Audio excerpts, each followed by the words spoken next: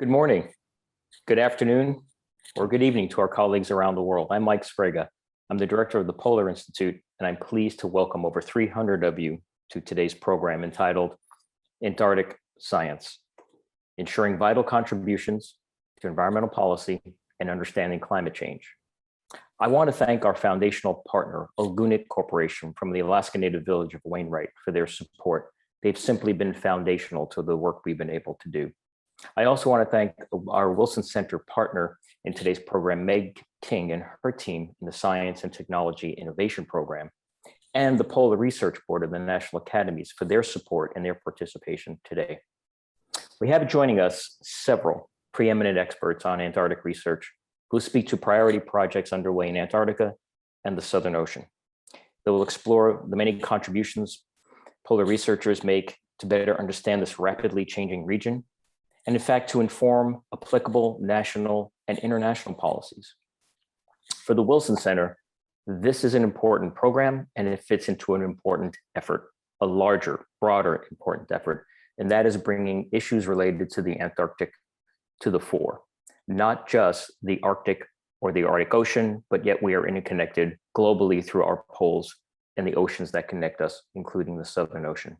This effort to bring Antarctic-related issues to the global discussion is being led by my friend and colleague, Mr. Evan Bloom. He will be today's moderator and he'll lead the discussion. As many of you know, Evan is a senior fellow at the Polar Institute, and he served this country as a former acting Deputy Assistant Secretary for Oceans and Fisheries, as well as the Director for Ocean and Polar Affairs at the US Department of State. When Evan came to the Wilson Center, we talked a lot about efforts to participate in, and I asked him if he could lead our Antarctic efforts, combining his expertise at both polar regions. And gladly, he said yes.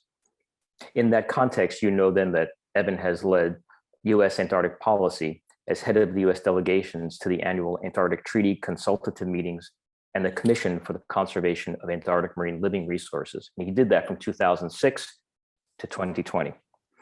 He also served, as many of you know, as a lead US negotiator for the successful establishment of the world's largest marine protected area in Antarctica's Ross Sea. I am so pleased that Evan has joined us at the Wilson Center. So pleased he was able to bring together this distinguished panel of speakers. And Evan, it's a pleasure to turn over the program to you. Thank you very much, Mike, and thank you to all of the panelists. So we have a really great panel today and a great topic. We have the opportunity to talk about key developments in Antarctic science and their implications for global environmental policy with the help of 4 leading US scientists. Antarctica is truly a place that's focused on science. The Antarctic Treaty and related agreements designate the continent and surrounding waters as a natural reserve devoted to peace and science. The most important activity on this vast continent and the surrounding Southern Ocean is scientific discovery. Antarctica has been understood as a vital place for science for over 7 decades. Indeed, the science program of the International Geophysical Year 1957 to 58 included a major Antarctic component. Science efforts there have continually expanded since then. Scores of national science programs operate in Antarctica, and indeed the United States has the largest Antarctic science program. The US Antarctic program is operated by the National Science Foundation under an executive order. And the US program is the largest of any national program, operating 3 all-year science stations, including McMurdo Research Station, which is the largest station on the continent, and Amundsen Scott South Pole Station, the only station at the geographic South Pole. Various US agencies like NOAA and NASA do important scientific work in Antarctica, as do many universities. Now, while today's panel features US scientists, Antarctic science is an international endeavor with dozens of countries making important contributions. Scientific advice has been crucial to the operation of the Antarctic Treaty System with a group called SCAR, the Scientific Committee on Antarctic Research, providing important advice to Antarctic treaty bodies. Antarctic scientists cover a broad range of disciplines. whether you're interested in melting ice and the impact on global sea levels, examining the history of climate through ice cores, sustainable management of fisheries, or movement and distribution of penguins, Antarctica has it all.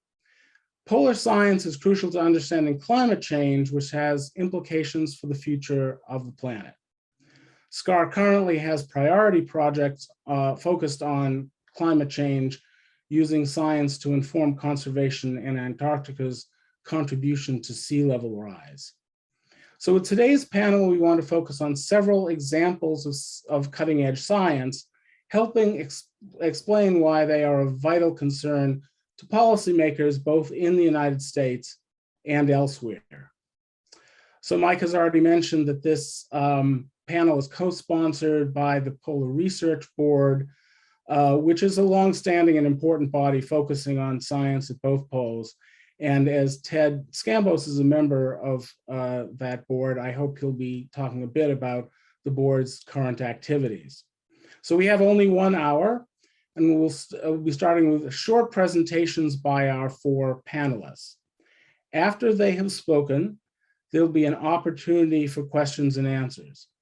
Those in the audience can send questions in real time by email to polar@wilsoncenter.org. That's polar@wilsoncenter.org, and they'll be passed to me.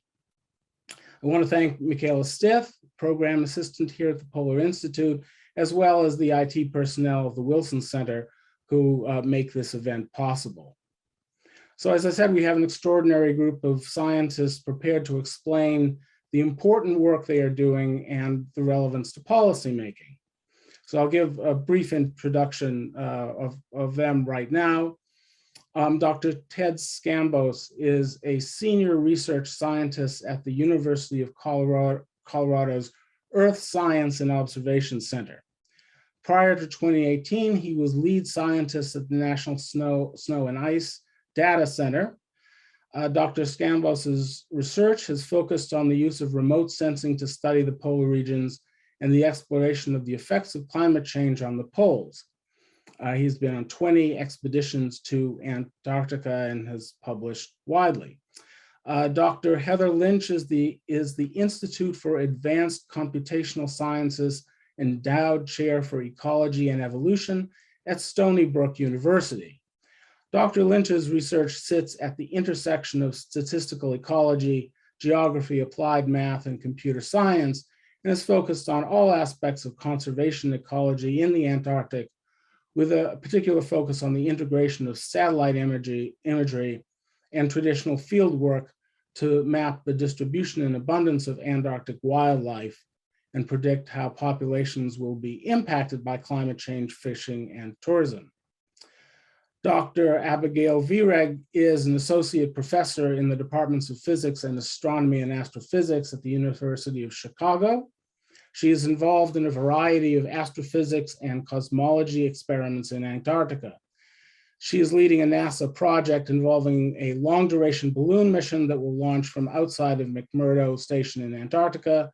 She's also leading the Ascarian radio array experiment at the South Pole and doing research using cosmic microwave background telescopes at the South Pole. And finally, Dr. George Waters is the director of NOAA's Antarctic Ecosystem Research Division and the US representative to the Scientific Committee of the Commission for the Conservation of Antarctic Marine Living Resources. George has held both of these positions since 2009, but has been active in Antarctic research since 1991. Thus, when I was the US CANLAR Commissioner, George and I worked closely there. He's a fishery biologist who leads a team conducting directed research on a wide range of issues related to ecosystem-based management of fisheries in the Southern Ocean and focuses a great deal on marine protected areas. So with that, I will turn the floor over to Dr. Ted Scambos. Ted? Thanks very much, Evan, for that whole series of introductions. And thanks to the Wilson Center for inviting us all here and giving us an opportunity to speak about Antarctica and current research in Antarctica and how it's changing. Bear with me for a moment while I start the start the slideshow. This is a picture from the front of Thwaites Glacier, which, as you'll hear, is going to be central to the later part of my talk. That's the US icebreaker, the Palmer, right in front of the floating ice that's in part supporting the Thwaites Glacier. I am a member of the Polar Research Board, as Evan introduced. It's a focal point within the National Academies for polar research, decisions and advice. But currently, the panel is talking a lot about improving innovation in Antarctic sensor measurement and science, with a view towards automated stations that are more capable and possibly logistical improvements that allow us to manage a network of observation stations across the continent. The Polar Research Board is also engaged in a midpoint review of a decadal survey that the Polar Research Board oversaw earlier about the direction of Antarctic research. And actually the project on Thwaites Glacier that I'll introduce was an outgrowth of that decadal survey on what the best directions for the National Science Foundation were to go in, and it's going quite well overall. Clearly, we've got a problem with sea level rise in the coming century, and the recent IPCC report noted this and added an additional curve that had been missing in the past, although it was discussed, that there's an extra threat from some of the potential dynamics of ice sheets and how they can respond to climate warming, in particular, the influence of the ocean on the ice sheets. In some cases, in some scenarios, this accelerates sea level rise over the coming century to rates that are quite a lot higher than the current rates that we observe. As you can see, sea level rise rates have already been going up over the past few decades, but the potential in the future is for much higher rates by the end of the century. And really, although 2 meters, 1.5 meters, 2 meters of sea level rise is a serious problem by itself, really, I think it's this number, the rate of sea level rise by the end of the century, that's a bigger issue, because we are going to adapt to sea level rise for the most part, because we're in for higher oceans around the world. But if the rate is too high, then the ability for us to adjust our infrastructure in order to account for rising sea levels is greatly compromised. It's much more expensive to deal with a high rate of sea level rise than a slow and steadier rate of sea level rise. And that's the goal, along with many other objectives, of reducing carbon dioxide in the atmosphere and slowing the pace of global warming. What areas of Antarctica are losing ice? This is an excellent map, very detailed, of exactly what parts of Antarctica are losing ice in a net basis. You account for snowfall, you account for outflow. What parts of Antarctica are losing ice on a net basis to the ocean? Now, the scale here is a little bit different. The blue areas are on a slightly different scale to enhance them, because there's only a few areas that are gaining very little ice over a wide area. In pale blue, the majority of the ice being lost is along this coastline that we call the West Antarctic ice sheet. And it's called the West Antarctic ice sheet because it's in the Western Hemisphere. So the red areas are losing mass. And in recent years, that rate has been about 150 billion tons per year. In the 1990s, that rate would have been about 50 billion tons per year. So it's increased recently. And we've got a fairly good and accurate way of tracking where that ice is being lost with these laser altimeter satellites, the first one early in the century, and the second one, ISAT-2, still in orbit and collecting excellent data in terms of surface elevation of the ice sheet. So what happens if West Antarctica loses ice? Well, it's a little known aspect of this change in the mass of the ice sheets, on the order of trillions of tons if things begin to increase in their pace. And losing ice from the West Antarctic ice sheet has a greater impact on the Northern Hemisphere's coastlines. And this has to do with how trillions of tons of ice pull the ocean towards a coastline. If you remove that, then the ocean is not pulled as strongly towards the coastline of Antarctica. all continents do this. All continents have a gravitational impact on the ocean next to them, but we're changing the mass of Antarctica at an extent that actually has an impact on how the shape of the ocean is distributed across the Earth. So it's important for the US and the UK, European countries, to focus on what might happen in Antarctica and what the upper limit of its potential for sea level rise might be, because that ice going into the ocean will be disproportionately distributed across the northern hemisphere. So what changes have led to the increased ice loss? Well, fundamentally, it is a result of global climate change, and in particular, tropical warming. What's happened with tropical warming is that, especially in the Pacific, you've caused a lot of expansion of the atmosphere and the circulation systems over the Pacific. This has caused this pattern of westerly winds around Antarctica to increase in speed. Now, westerly winds in the Antarctic push the ocean. They push the ocean in the same direction as the wind, but they also have an effect of a Coriolis force, is to push the surface water of the ocean out and away from the continent. Now, next to the coast, there's a well-known pattern of easterly winds. And the key is that because this boundary between westerly winds pushing water northward and easterly winds pushing surface water southward, you actually get warm water from deep within the ocean coming up onto the continental shelf and reaching the coastline of the Antarctic ice sheet, where that warmer water, which is at depth, can erode the underside of the ice sheet. Now, unfortunately, this area on the West Antarctic coast is quite vulnerable to this kind of erosion because the ice sheet in this area is resting on seabed that's well below sea level. And you can see here that the area that I outlined in that first image, which is approximately the drainage area of Thwaites Glacier, sits on top of some of the deepest bedrock. This is all well below sea level. And so as you begin to retreat the ice from the coastline, you actually retreat into a much deeper and much thicker ice.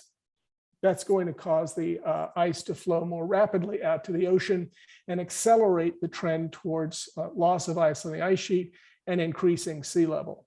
As you can see also, the Thwaites Glacier is in a key position, you might call it a keystone position within the West Antarctic ice sheet. So if it really begins to lose ice rapidly and the elevation begins to drop in that central area of West Antarctica, then it's going to draw in ice from the surrounding glaciers around it. And we are likely to lose all of the West Antarctic ice sheet as a result of an accelerated ice loss from Thwaites. It'll take several centuries for that process to happen.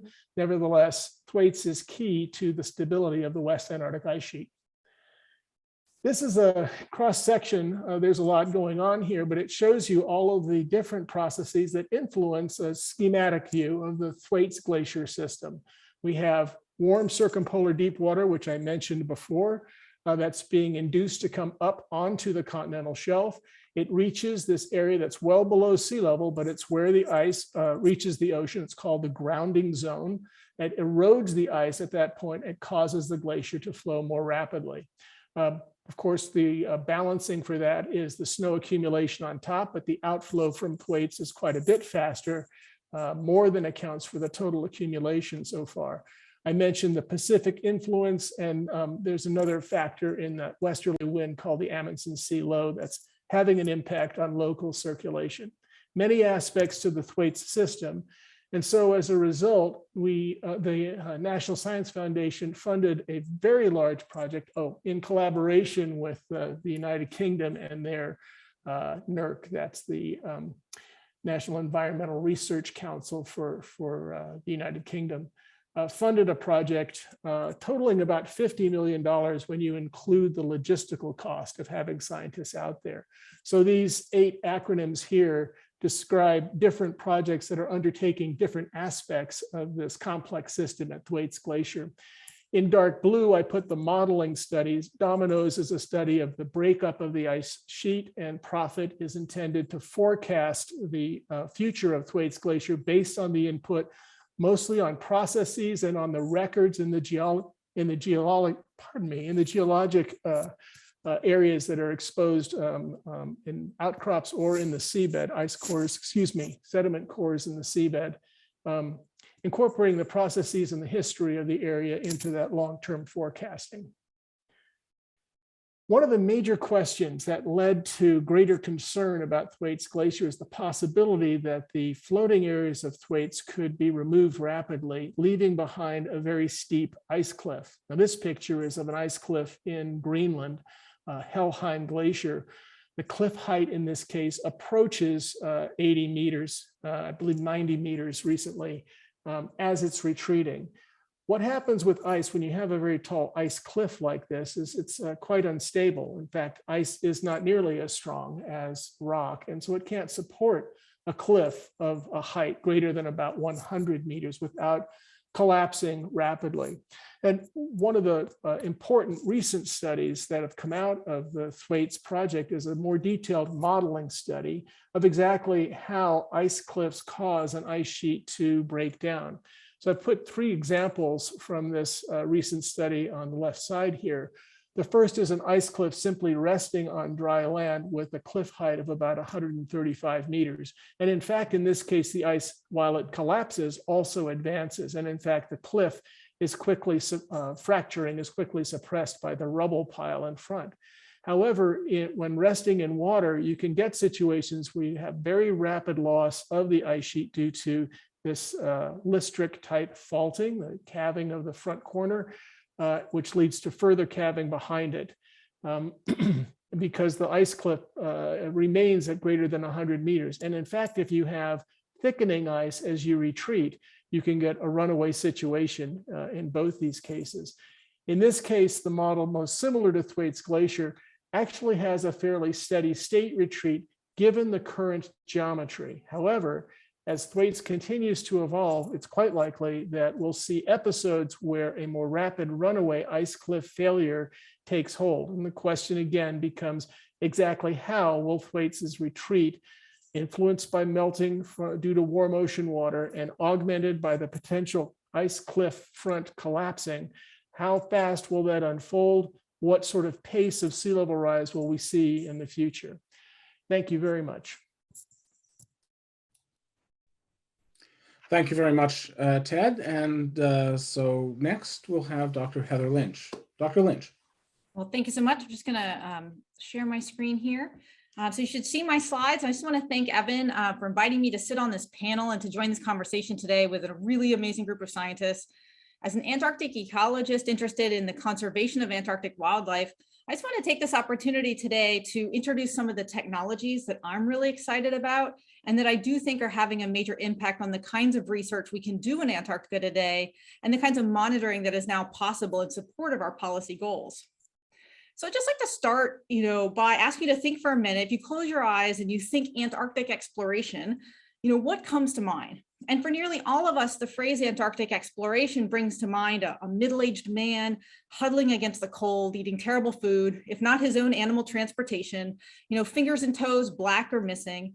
For decades, Antarctic exploration and necessarily Antarctic science was restricted to those with considerable privilege and wealthy connections, and was defined by privation and hardship, with only glimmers of knowledge emerging from expeditions that were kind of nibbling away at the edges of this vast and largely unknown continent. So when we ask questions, well, how many penguins were there? Who knows? How deep was the snow and ice? Who knows? Where did the seals go? Who knows?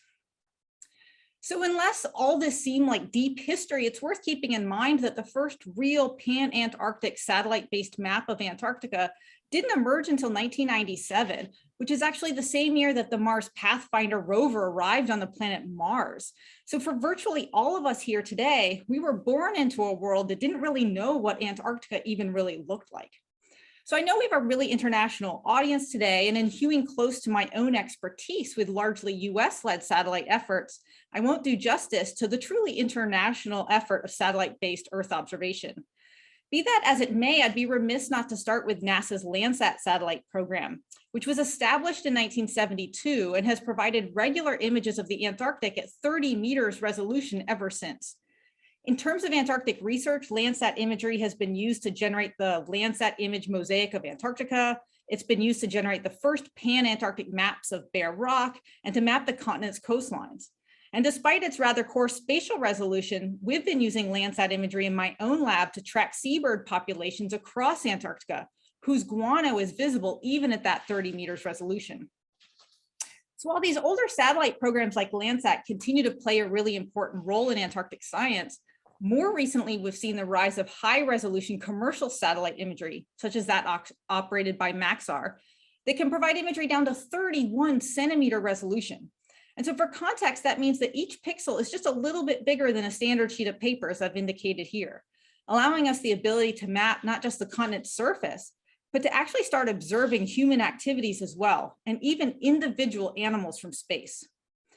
We can now use satellite imagery to find populations of seabirds we didn't even know existed. We can map the detailed contours of penguin colonies, understand the behavior of emperor penguins hiding in the lee of icebergs. We can track individual pack ice seals across the vast frozen ocean, and we can even detect whales lurking just underneath the ocean surface. We have now, for the first time, the ability to start tracking Antarctic wildlife, not just in the places that we can reach, but in the places we can't. And we can watch from space to see how populations are growing or shrinking or moving at the pan-Antarctic scale. With modern methods of image interpretation, such as computer vision and so-called deep learning, we can accelerate image processing and move towards a future of fully automated streaming data of Antarctic wildlife, not unlike what we already take for granted for things like weather or traffic.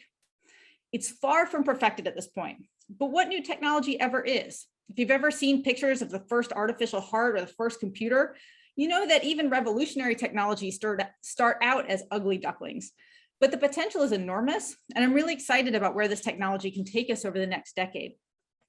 So what I've discussed so far, to borrow a terrible pun, is just the tip of the iceberg, because all that I've discussed so far is what we call passive optical imagery. In other words, imagery that's like taking your camera's iPhone up into space.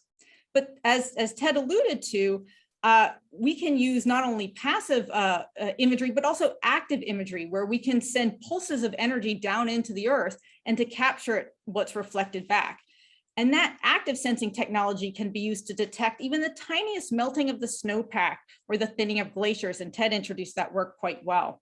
You know, we have even more exotic sensors like the Gravity Recovery and Climate Experiment, or GRACE, that's actually measuring the pull of gravity from Antarctica to measure changes in the mass of sea ice. So in the discussion, Ted can certainly speak to this better than I can, but it speaks to the enormous potential of these new technologies, both passive imagery and active imagery, not just for biology and geology, but as you can see in this three-dimensional image here, this allows us to capture how geology is shaping biological processes and vice versa. So for time today, I've focused just on satellite imagery, but of course, satellites are just one geospatial technology that's revolutionizing biology in Antarctica. Unmanned aerial vehicles, also known as UAVs or drones, are quickly taking their spot as a must-have tool for biologists. And to be clear, the kinds of data provided by satellites and drones in no way replaces what we do in the field, but it does allow us to put the data collected in the field into this larger context of the Antarctic environment. And it allows us to plan expeditions to the continent that are efficient and safe. So rather than one methodology replacing another, I foresee a future of close coordination in which these two modes of learning about the Antarctic and climate change's impact on Antarctica, they work hand in hand.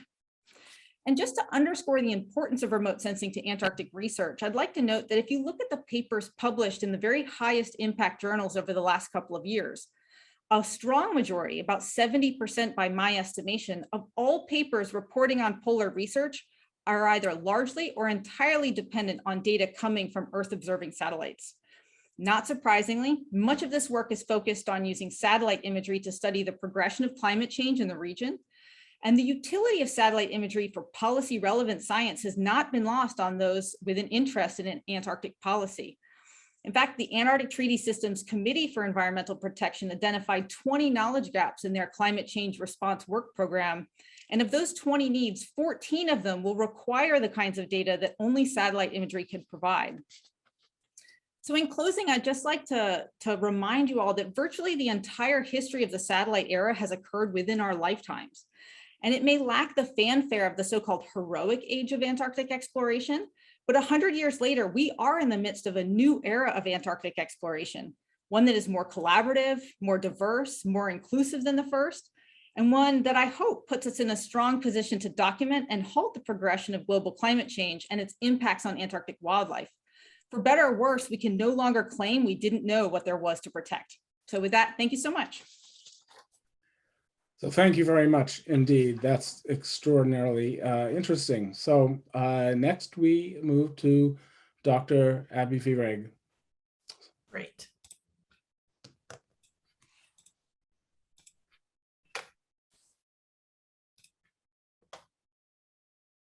Okay, so can you all see that? Great. So I'm Abby Vireg. I'm an associate professor at the University of Chicago, and I am a physicist and astronomer. So we use Antarctica as a platform to study some of the most fundamental questions about the nature of the universe. And I'm just going to just show some pictures of the projects that are happening in Antarctica and tell the story as we go along, because I think that that's a really great way to tell the story. So there's many lines of astrophysics research that's happening in Antarctica, and it's really because Antarctica is a very unique place in the world. It's a place where there's a large volume of ice, as we all know. It's a place where there is unique access to clear atmosphere, which is used in the middle of Antarctica at the South Pole by a few experiments.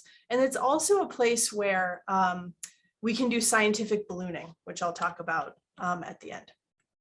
So I thought I would start by talking about some of the flagship projects that exist at the South Pole right now. So the Amundsen Scott South Pole Station, some of the major users of that are astronomers and physicists.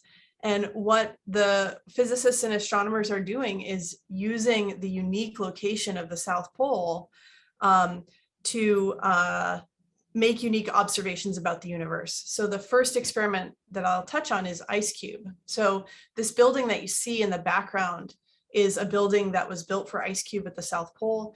Inside that building is essentially a bunch of computers. So inside the building is a lot of computers, but those tubes on either side that go in, that look like they go into the ice, they don't, there's a bunch of cables coming up those tubes from detectors that are embedded deep in the South Pole ice. So 2 kilometers below the surface of the South Pole, there's a series of detectors called IceCube. And what they're trying to do is measure high energy neutrinos from astrophysical sources. So neutrinos are these, people call them ghost particles, which is kind of a fun description. But what that means is neutrinos are these funny particles that are made in the most energetic places you can imagine in the universe. And they come to us and then they interact sometimes in Antarctic ice. And because Antarctic ice is so, there's so much of it and it's clear, and it's a nice place to build your neutrino detector. So what you do is you put a bunch of sensors embedded in the ice and you look for neutrinos that interact in the ice and give off light. So they give off a tiny signal of light when they interact, and then the detectors look for it. And IceCube is sort of an amazing feat of engineering, but the reason they're in Antarctica is because they need an enormous volume of naturally occurring clear material that to build the detector in. And it turns out that the glacial ice at South Pole is fabulous for this. So at the bottom is just an event display from their, from IceCube that shows sort of what the detector sees. There's a bunch of detectors, that each sees some amount of light as a neutrino goes through the experiment. So IceCube discovered high energy neutrinos nearly 10 years ago and is now pushing forward to really figure out where those things are coming from in the universe and what are the physical processes that accelerate the highest energy particles. So another line of research that is at the South Pole that takes advantage of the unique site at South Pole is a set of experiments that look at the cosmic microwave background. So the cosmic microwave background is the oldest light in the universe. It's leftover light from the Big Bang. And it's a pretty amazing tool that we can use to learn about the early universe in its infancy, and also actually use it to learn about how the universe has evolved over time to eventually give us stars and galaxies and the things that we know today. So the cosmic microwave background is like taking a baby picture of the universe, you know, and then you can, from that baby picture, in fact, there's a lot more information than that actually, you can sort of, in combination with other data sets, you can figure out how the universe has evolved. So there's a few cosmic microwave background experiments at the South Pole, and there's plans to continue to grow the effort there in the future. One of the experiments is called the South Pole Telescope, and that's the big 10-meter dish. So it's a significant telescope, 10-meter dish on the right-hand side shown here. And the South Pole Telescope has made some amazing discoveries over the last 10 years and continues forward to make these very precise observations of the cosmic microwave background. In addition, there's a series of telescopes called BICEP. It's a very different kind of telescope. As you saw, South Pole Telescope is that sort of canonical, very large dish telescope you might imagine. But there's also actually a set of telescopes called BICEP, which are, you can see in this picture, a flower in the middle, those little five tubes. Those are each actually a small refracting telescope that's also used to look at the cosmic microwave background. These telescopes are extremely sensitive, but the science that those telescopes are after, which is to measure the polarization of the cosmic microwave background with extreme precision to learn about the first moments of time after the Big Bang, it turns out that you don't need a huge dish to do those measurements. You just need a really sensitive set of detectors. So they're very complementary telescopes, but these are both major efforts at the South Pole. And the South Pole, because of its unique atmospheric conditions, the fact that the sun goes around each day and doesn't go up and down, and the fact that South Pole is so high means that the atmospheric conditions at South Pole are unique on the planet, and it's the best place in the world to make observations of the microwave sky. So I would say that the third sort of large effort or series of efforts in astrophysics in Antarctica is actually based out of McMurdo Station, which is the main US base on the coast of Antarctica. And this is NASA's long duration balloon program. So NASA flies scientific balloons from McMurdo Station, and you might ask, and most experiments that go on a scientific balloon are telescopes that they use a balloon to get above 99% of the atmosphere so you can make much clearer measurements of the sky. So you might ask, why is scientific ballooning in Antarctica? And it turns out, yet again, Antarctica is a unique place to do this. And it's because in the summer, these winds called the circumpolar winds set up around that flow around the continent of Antarctica up high. And so if you fly a balloon, what you can do is fly around in a circle over and over and over and come back to where you started. So it's a very nice place to fly long duration, months long balloon flights and be able to recover your instrument. If you tried to do that somewhere else in the world, it wouldn't work. So this is what the facilities at the long duration balloon site outside of McMurdo Station look like. And this year they had 2 different telescopes, one in each hangar, getting ready to launch into the sky. And here's a picture of a project that I've worked on. That's a long duration balloon mission called Anita that again looks for neutrinos, actually, kind of like the IceCube Observatory, but a bit different. Just to give you a sense of scale of the sort of number of people that you need to do a project like this and the sense of scale to get something like that done. So this is one of the long duration balloon payloads that has flown. So that's all I wanted to say, was to sort of go through the big astrophysics efforts and really try to highlight why Antarctica is a unique place for this science. It's science that can't be done anywhere else in the world. And we're just thrilled to be able to do that. Thank you. Completely fascinating. Thank you very much. George, Dr. George Waters, you're next. Yeah, thank you, Evan, and Michaela is going to show my slides. In the meantime, let me describe my job as the U.S. representative to the Scientific Committee for the Conservation of Antarctic Marine Living Resources. That committee provides advice to people from foreign ministries, our State Department, environment ministries, from 26 governments, and those governments together form the commission that tries to conserve the Antarctic marine ecosystem and manage fisheries around this in the Southern Ocean.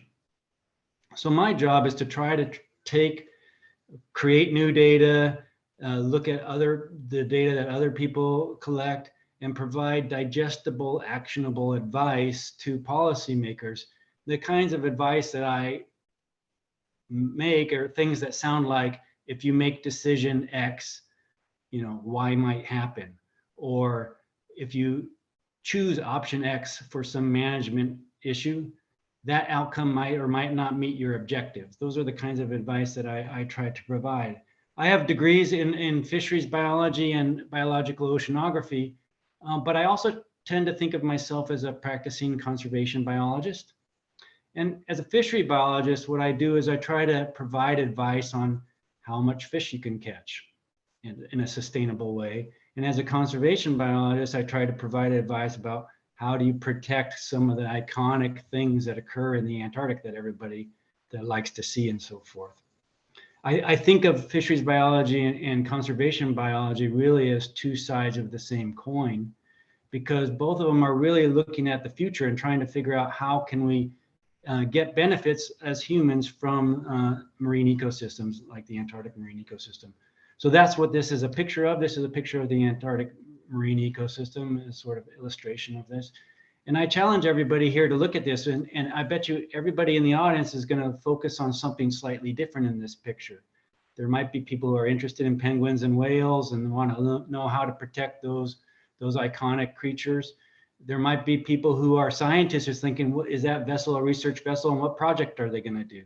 There might be other people looking at that vessel thinking, is that a fishing vessel and is it going to catch krill?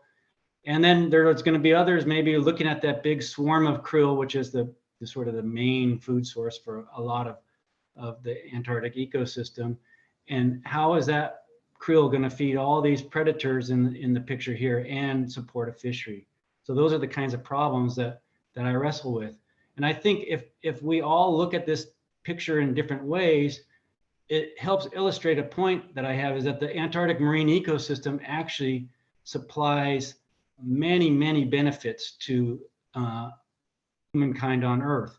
And in fact, one of our jobs then is to try to dissect all these different benefits, and we call these benefits ecosystem services, and try to figure out how to provide advice that you can manage human activity so that you don't lose the current set of services and you can gain new services in the future. We can switch to the next slide, please, Michaela. So there was a recent review on how ecosystem services might change from provided by the Antarctic marine ecosystem might change in the future as a result of climate changes. And you can imagine that climate change is going to have an impact on the future provision of benefits from these from the ecosystems down in the Southern Ocean. Most of those changes are going to be the result of physical changes in the environment that then cascade and affect the animal populations and plant populations therein. And those kinds of changes in Antarctica include changes in ice loss, both on land and at sea. And they also include changes to the chemistry of the ocean and the temperature of the ocean. And in general, the authors of this review paper found that some of the most tangible benefits that we currently get from the Southern Ocean are at risk of having your sort of negative outcomes, less fish, less krill, that kind of thing. And I think, though, that this synthesis here is really important, but it also understates the problem. The other part of this problem is that the demand for all these services is increasing over time. There's more tourism, there's more fishing, there's more demand for carbon sequestration and things like that are happening around the world. And so you have these things kind of going in opposite directions at the moment, a sort of double whammy. You have more demand for services and maybe potentially less ability for the Earth to provide those as a result of climate change. Michaela, we can go to the next slide. And this is my last slide. This is kind of taking me back to my day job, if you will, where I'm trying to be both a fishery biologist and a conservation biologist. This is a map of Antarctica and the Southern Ocean surrounding it. And the black lines on the outside of the continent are the areas that CAMLR, the commission that manages fisheries around Antarctica, in which they set catch limits for toothfish, which many of you may know as Chilean sea bass, and catch limits for krill, which we can easily find in most drugstores in the United States in the form of krill pills and so forth. So we provide advice about how many of these animals to catch in some sustainable way. And at the same time, we have all these sort of blue and purple and yellow and orange polygons on the map that identify either agreed upon or proposed marine protected areas. And you can see there's this pretty complex map. It's a complex overlay of problems because, as I said in my first slide, there's a lot of ecosystem services provided by Antarctica, but they don't all satisfy the same stakeholder groups' desires and needs. Fish catches might be important to one set of stakeholders, and abundant wildlife populations might be important to another set of stakeholders. And so this sort of map is complex, but it illustrates the complex overlay of all these issues that we tried to provide advice on how to simultaneously catch things and how to simultaneously protect things. And basically our goal is basically to help the decision makers navigate through this complex landscape of issues and try to help them resolve the trade-offs therein. So I'll stop there and thank you. George, thank you very much. Those were 4 absolutely fascinating presentations. I really appreciate all the preparations that all of you did. We have a little bit more than 10 minutes left, and I'd like to have a bit of discussion about Antarctic science and also connection to policy making. And so I thought maybe we could start out with a rather general question, and that is, if there was, and for any of you that would care to respond, if there's one thing that you could tell President Biden about an Antarctic science issue, what would that be? And if please take the context that we're preparing for this major conference of the parties in Glasgow for the Climate Convention. It's a key moment on climate change policy and the Paris Agreement. So your thoughts in particular, if you have them on in connection to climate change policy, but otherwise, whatever you would think is important. So who would like to go first? George, go ahead. Yeah, thanks, Evan. So if I could tell President Biden one thing, I think that I would tell him that in my opinion, it's totally feasible to have productive fisheries and marine protected areas in which there are no-take areas or marine parks and so forth, to have those things together in the Southern Ocean, and that we should be able to invest as a community, an international community, more in marine protected areas, because those will provide some resilience to the effects of climate change over time. Thank you. Someone else? I guess I'll just say that, and very much inspired by Ted's comments as well. I think oftentimes we think of the polar areas as being, at the edge of humanity in some sense. It's over there. And I think when we think about climate in particular and the role that the polar areas play in our climate futures, they really are at the center. And I hope that they are seen as central to our efforts to address climate change. So I see in some ways a reversal where the poles actually become much more important than maybe we've thought of them historically. Thank you. I guess I could add a little bit more if Abby wants to wait a bit. But yeah, I think it's clear that Antarctic science is important, that as far as climate change goes, it's certainly a big part of what's likely to happen in the future. I think in order to execute all of the science plans and ideas, push the research further in the future for all of the talks that you heard today, we need better logistical support. NSF kind of inherited a military-sized job in managing Antarctica, but with a civilian scale budget to do it with. They are using military planes, but really the project is, the overall effort in Antarctica is beginning to slow down because there's a need for an overhaul of the logistics, the bases, the means of getting around the continent to execute all this science. So if I were talking to President Biden, that's what I'd say. And I think if I were talking to him or to, well, the folks that are advising him about climate and policy, I'm not sure they wouldn't already be aware that Antarctica has a big role to play in the future of climate change. Thank you. Yeah, I was going to say something about the importance of logistics as well. I feel like what you said sums it up, that in order to do science big and small scale in Antarctica, it just requires a lot of planning and logistics, as you can probably imagine, and that needs to be continued to be robustly supported. I think I'll add that I hear from my colleagues, both from us in the astrophysics land, but I hear from my colleagues across disciplines in Antarctica. Because by the way, as you've heard from people on the panel, Antarctica is an amazing place to do science. You meet people from all kinds of disciplines, not just your own. But continuity is extremely important for many of these studies.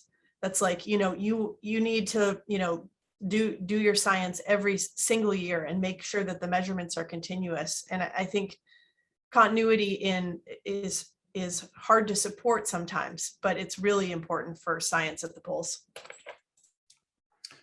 Thank you. I thought it'd be useful to focus a little bit on marine protected areas. That's something that receives a lot of focus in policymaking circles and is of particular interest to John Kerry in particular in the administration.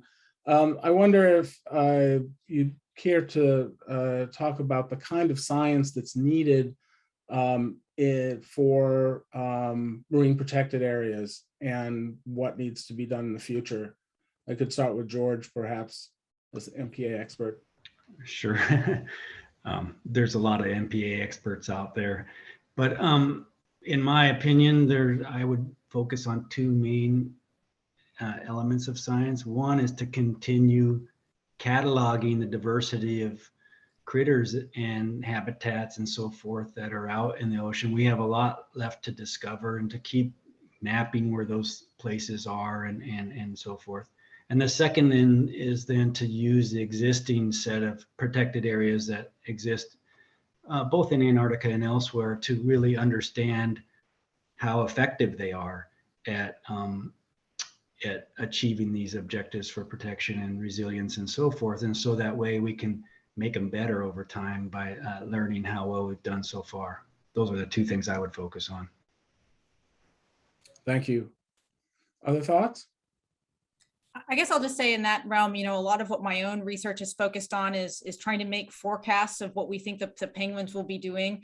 And there is a lot of variability in those populations that we don't understand. And I just hope that we're patient when it comes to evaluating the success of these MPAs, that it may be hard at first to know whether they're achieving our objectives. And I think that we have to be cognizant of just how dynamic these systems are, and that we may not know for quite some time their benefit. And that doesn't mean they're not having a big benefit, but it may not smack us right in the face for a while. And so I think a certain amount of patience is going to be really important here. Thank you. Further thoughts? If not, we have a question from a colleague in Germany who asks, as regards the talk by Dr. Lynch, what new satellite technologies could be used in the future to regularly and in real time check the Southern Ocean around Antarctica in order to detect and document IUU fishing, especially in known fishing grounds? Well, the technology is certainly there to see fishing boats from high resolution commercial imagery.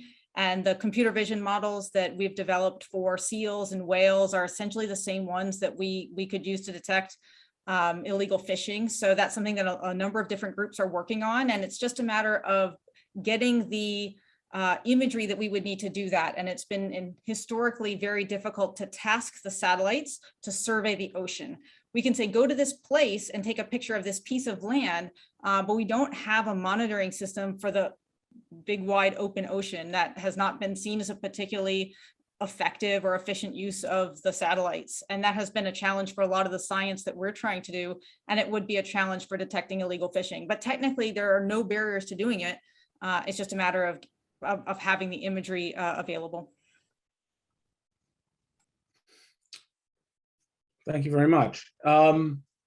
So to open up the optic a little bit about the question of future science or perhaps future use of technologies in your particular disciplines or otherwise, as you think about the future of Antarctic science, in particular science that will be important for policymakers in the future, what is the direction that you would go? What would you fund? What do you think needs to be done next or perhaps improved upon?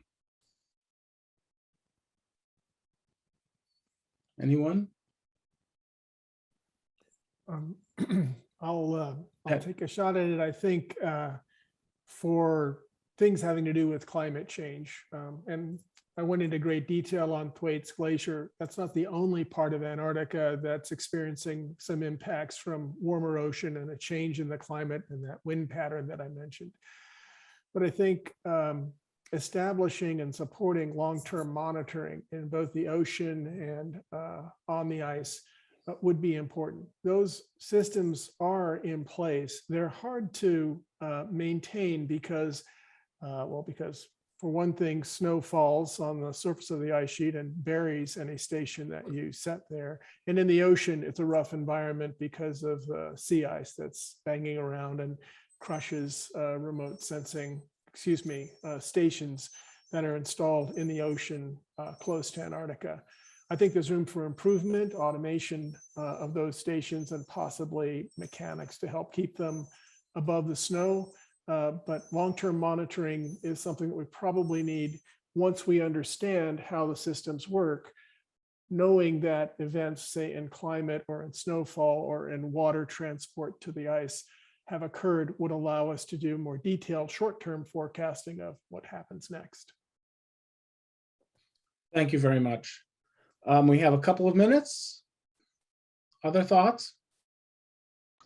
I would add to Ted, I agree with Ted 100%. And I would add to that, I think, I would invest a lot in automated, basically autonomous systems to help